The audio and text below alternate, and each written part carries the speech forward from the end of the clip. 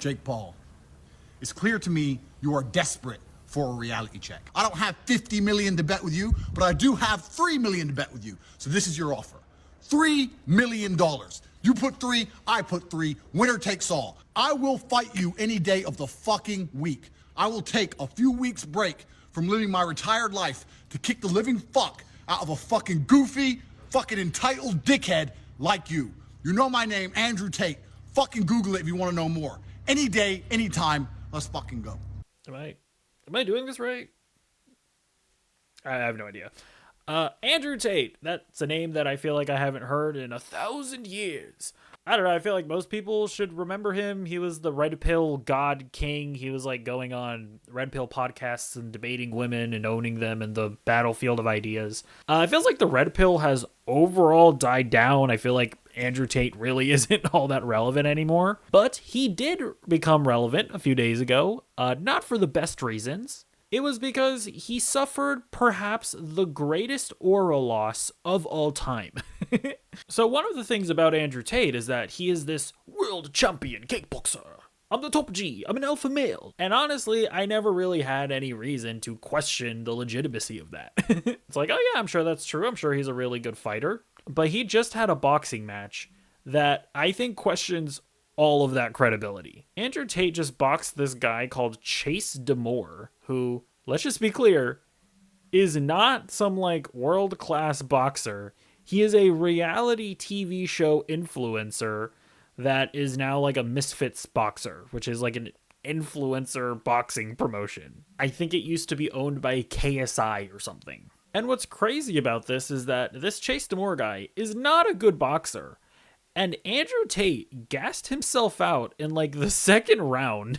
It turned into a hug fest where Andrew Tate started hugging the guy because he was so tired. By the way, I'm not a boxing fan. I think it's really annoying that you can just hug your opponent and waste time on the clock while the ref breaks you guys apart. I don't know. I feel like if that happens, they should add more seconds onto the timer. But hey, who am I to say how the sport should be run?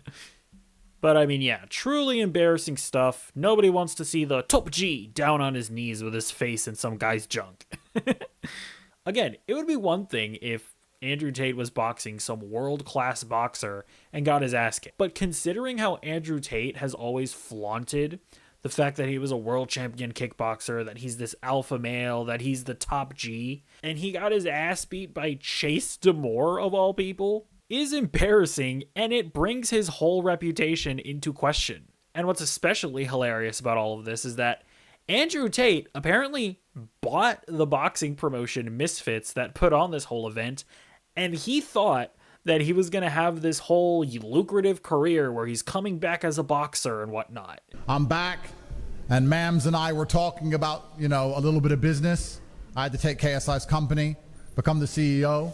And then we thought, why don't I just get in there and do it myself? And Mams is a fantastic businessman. He managed to put it all together, so here I am. I'm here to fight. I don't know if that was a wise investment there, buddy.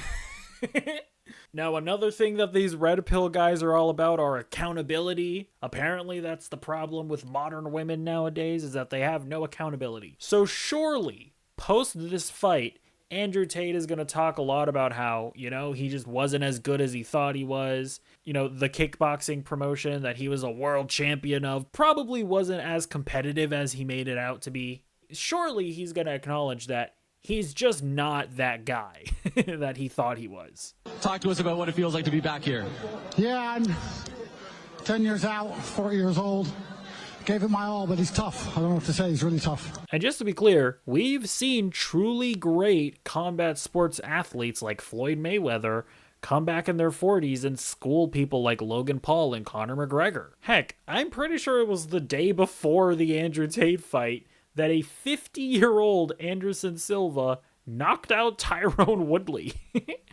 If Andrew Tate was actually as good of a kickboxer as he claims to be, he should be able to beat Chase Demore at age 40. Do you think we'll be able to see you in here again? Yeah, I'm going to have to go back, watch the fight, make a decision, but I really don't think that Andrew Tate should continue boxing. Chase Demore was supposed to be a layup fight. This was supposed to be a guy for Andrew Tate to walk through, assert his dominance again, and like restart his boxing career. It was always going to be a big ask against someone so much bigger than me, younger than me, more active than me, but I wanted a real challenge. I didn't want to fight a tin can. I didn't want to fight someone older than me or smaller than me. You know, I felt like I won the first 2 rounds. And then because he's 20 kilo heavier, he started leaning on me and sapped some energy. But I didn't quit, never give up, never retreat, never surrender, fight to the end, go out in your shield. So I have no excuses. Training camp went fantastic. Time is the fire in which we all burn. Unfortunately, a 40-year-old's not a 22-year-old. But I gave it my absolute all, and I have nothing but respect for Chase. I have no excuses. He keeps on saying that he's not making any excuses, and then he puts on the excuses of his age and the size of the other guy. Like, what are we talking about? The guy's a total sore loser. Now, Andrew Tate also posted a live stream on his official Rumble channel, and apparently it's a massive cope fest. I'm curious. Let's give it a watch. The Pagani, thank you, motor company. Have you heard of them?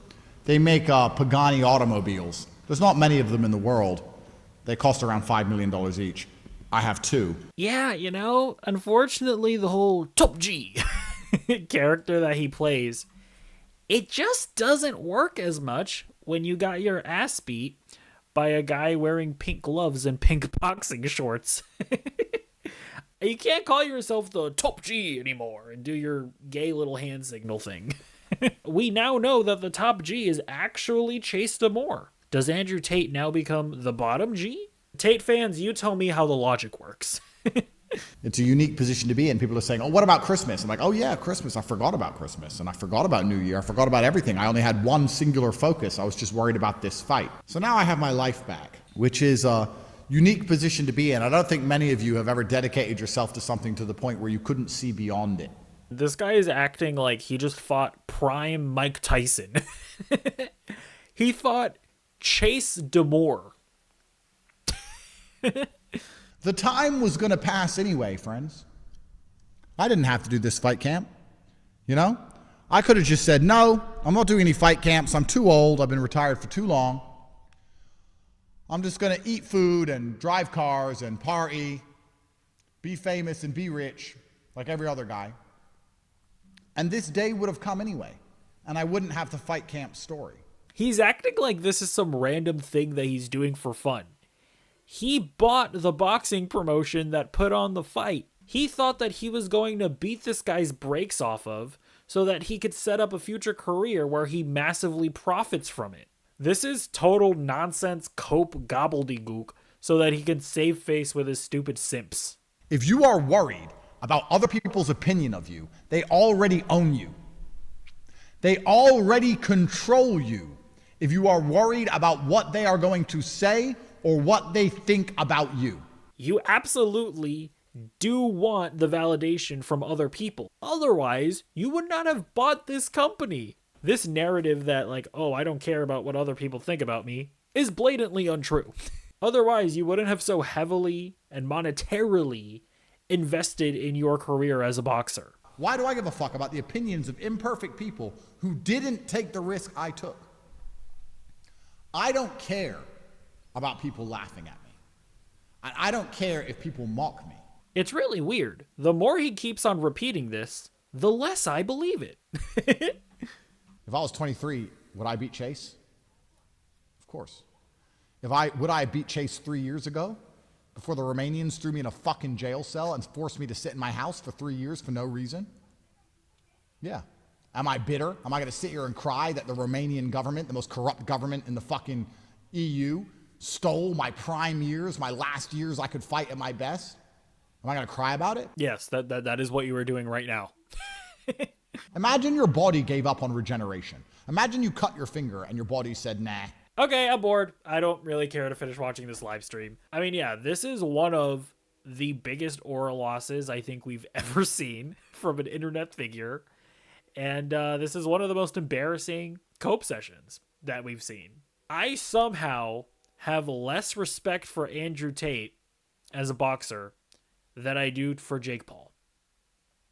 And that's the world that we live in, and it is what it is. So let me know what you think about all this in the comments down below, and I'll see you in the next video, and goodbye.